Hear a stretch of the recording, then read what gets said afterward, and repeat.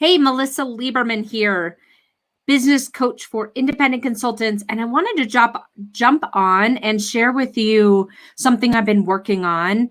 It's really distilling the differences between a job search and what it's like to sell consulting so that ultimately you don't fall into the trap of under earning and overworking, which is if you treat your consulting business development process like a job search, that's what ends up happening. So I want to share with you the 5 key differences today so that you can avoid falling into this trap as well. Let's dive into the first one. The first one is leaning on your resume or your LinkedIn profile to sell your consulting services. In a traditional job search, you leverage that resume as a key asset. It's kind of the summary of what you have to offer, what you're bringing to the table. And so if you treat your consulting business development process like that, you end up selling yourself like you would sell yourself as an employee. And when you do that, you end up undermining your ability to sell higher quality, higher paying consulting engagements. Because in a consulting engagement, you're not selling yourself, you're selling the result that you're bringing to the table. And we could get into a whole discussion about whether or not you should be selling yourself this way in a job search as well, but that's for a topic for a different day. What we're talking about here is you want the mistakes that you want to avoid making when you're selling your consulting services, and treat it like a consulting business development process versus a job search. All right. So instead of leveraging your resume as a key asset as you're selling your consulting services, you want to shift over to making the process about your potential client. So you're replacing your resume and your LinkedIn profile. Those things might be an appendix if you need them. But what you're doing in a consulting business development process that's different than a job search is that you're making this process about the potential client, not about you. You're understanding the value proposition that for them as the potential client. You're understanding what results they want. You're understanding what benefits they want and what their pain points are that you're going to solve. And then you're crafting a solution against that. You're not leading with your LinkedIn profile or your resume. So if you're making that first mistake, that's the shift that you'll want to put in place immediately. All right. The second mistake that I see independent consultants making as they're approaching their business development process is in the way that they're uncovering opportunities. So oftentimes in a traditional job search, we're finding, job openings and responding to those, applying to them, networking around them, that kind of thing. We're uncovering roles that we could, fill and that would match our criteria and all of that kind of stuff, right? But when you repeat that type of an approach in your consulting business development process, you end up uncovering staff augmentation type roles where a client is just needing essentially another pair of hands, additional capacity. And that is not what you're looking for if you're truly invested in building an independent consulting business. So you don't want to go at this with, let me go find who's looking for someone, even a contractor or consultant. What's more effective is shifting into looking at this from the independent consulting point of view. You're not waiting for a posting. You are taking the lead, talking to your ideal clients and uncovering business and creating really business opportunities. So that's the shift that you'll want to make as you're uncovering opportunities, is really finding business problems that you solve for your ideal client type and helping them to see that they have a problem that needs to be solved versus waiting more reactively for someone to, come in and tell you that they need help. The third area here where you don't want to repeat the way that a traditional job search happens in your independent consulting business is in the interview process, in the due diligence process, in the discovery and kind of sales process, kind of in that realm. What this looks like in a traditional job search is obviously an interview process, or in multiple interviews and panels and tests and all these things, right? The hiring team has the control in this process, and you're basically walking through the steps that they've predefined.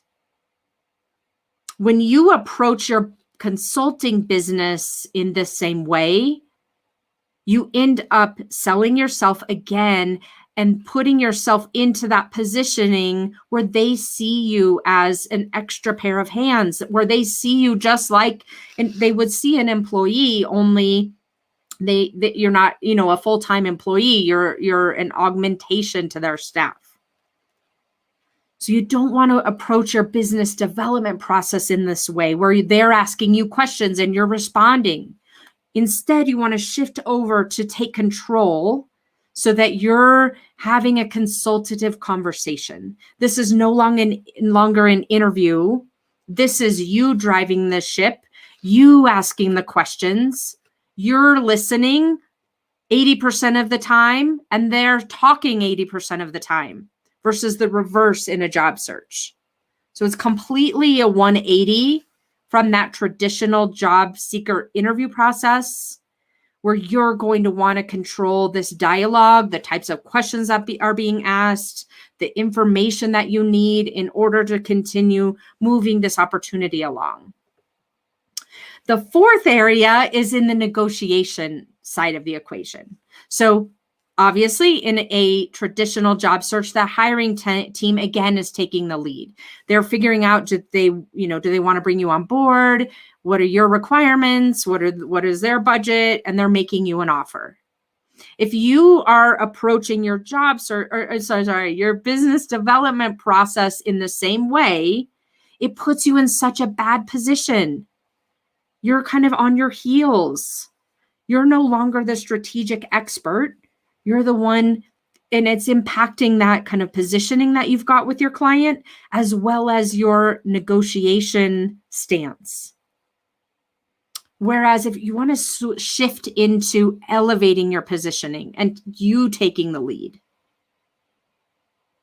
So again, this is kind of similar back to the interviewing part of the what I just walked over in number 3, which is you taking the lead. You're asking the questions, you're uncovering all of the stakeholders and figuring out what people's pain points are, and then ultimately you're writing a proposal. You're not waiting for them to give you a contract with a rate on it. You're writing a proposal to them where they're understanding the benefits of what you do, where they're understanding the return on investment. They're understanding what your responsibilities are and their responsibilities, your expectations of what they can expect of you and what you expect of them. Is such a different, dynamic that you're establishing when you approach the negotiations that way. And then finally, when you start your new engagement, if you start your new engagement as you would an employee who's onboarding, again, you take that positioning down into the place where you're waiting on that hiring manager to help enable you, where it's a perception that you need direction from others in a way. And it creates a situation where you diminish your value. Versus if you're moving into a consultant point of view as you start your new engagement, where you're taking the lead and you're setting your boundaries and your expectations of your clients and walking them through the process of what it looks like to start or initiate a successful engagement. It's your process, not their onboarding process. And this helps you create that credibility and the authority and ultimately the autonomy on the project. So you're not at the whim of the client and what hours they want you to work. You're setting that up from the beginning, that this is your engagement that you're leading them through to get the result that they want.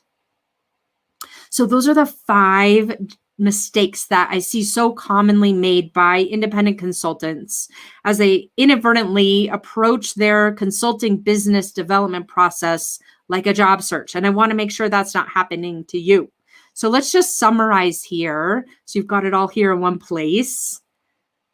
The 5 areas where you can take control of this process to land your next consulting client and avoid underselling yourself, undervaluing yourself, positioning yourself as an employee versus an expert consultant. So you want to move away from the left-hand side, right?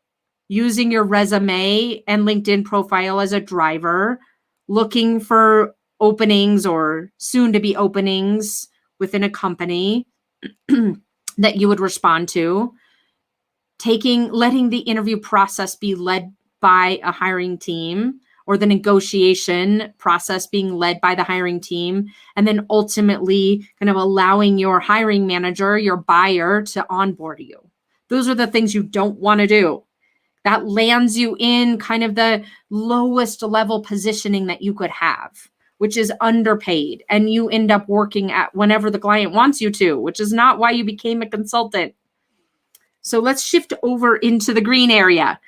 You running your process as a consulting business development process, which looks like you make the process about your potential clients, not about you selling your qualifications. That's kind of the back end of it.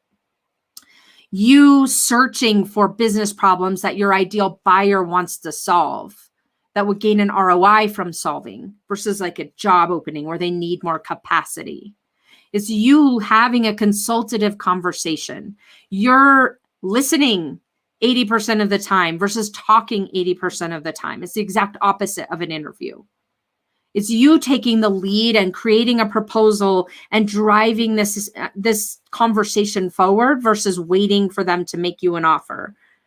And finally, it's you leading the client through your process of onboarding and initiating an engagement versus following that client's standard kind of onboarding process that they're used to. So those are the 5 ways that you can take control and ultimately start earning more, landing higher quality clients, and having more control over your time. You're going to elevate yourself, land those more lucrative and fulfilling consulting clients, and also drive greater benefits and return on investment and outcomes for those clients. So it's a win-win.